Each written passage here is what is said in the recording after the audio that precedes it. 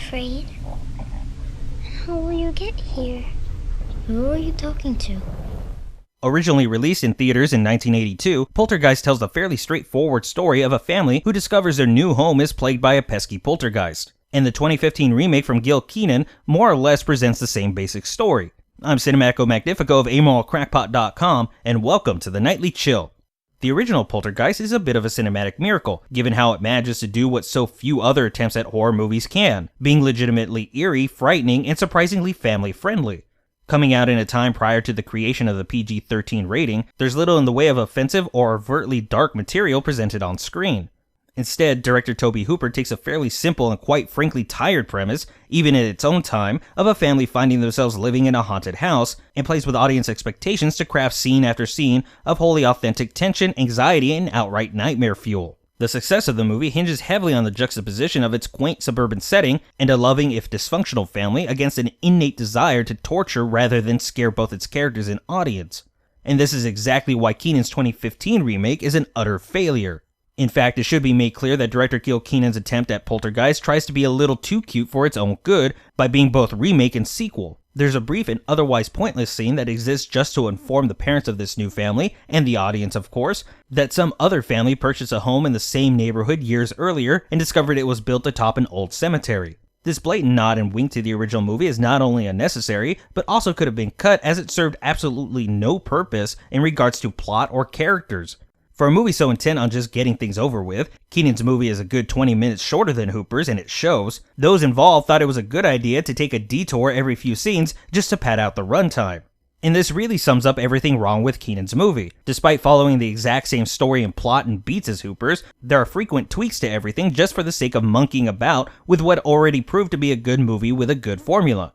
Rather than coming across as a loving but dysfunctional family like the Freeling clan, the Bowen family is just unpleasant, as if they were a bunch of actors with no chemistry and had met for the first time in nearly every single scene.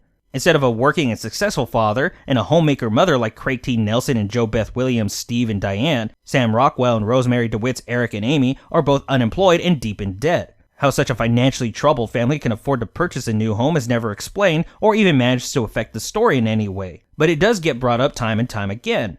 I suspect this is done because, like every other character in this movie, they have no personality to speak of aside from a token trait assigned to them, some of these being desperately unemployed, housewife, teen girl, dweeb, and emotionless doll.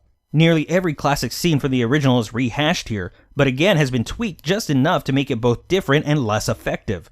The TV people show up, only this time in glorious HD and with shadowy hands instead of wispy tendrils. That creepy living tree isn't just capable of moving, but it can grow and stretch to obscene lengths. The clown doll is now one of many, with its once creepy scene turned into a lengthy slapstick routine. The reveal of very real corpses buried beneath the property is replaced with CGI zombies poking out of black ooze. Zelda Rubinstein's memorable turn as a spiritual medium Tangina has been replaced with a generic TV ghost hunter, though Jared Harris still takes the family through saving their daughter from limbo.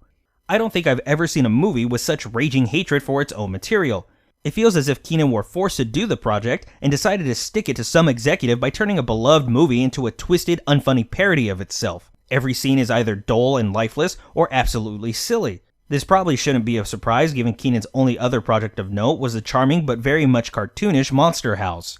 But unlike that movie, there's just no charm, let alone scares, to be found here. Again, as if the goal were to make sure nobody enjoyed the experience. That all said, the only kind thing I could think to say about Kenan's Poltergeist is that it's 20 minutes shorter than it could have been. You can follow Amoral Crackpot on Facebook and Twitter, and also be sure to leave any questions, comments, and suggestions for future reviews in the comments section below, and maybe discuss today's movie at greater length. Tune in next week when we'll be taking a look at the Netflix original movie, I Am the Pretty Thing That Lives in the House, in which a live-in nurse for an elderly horror novelist comes to suspect that her employer's books might be rooted in reality. But until then, I'm gonna make like a tree and get out of here.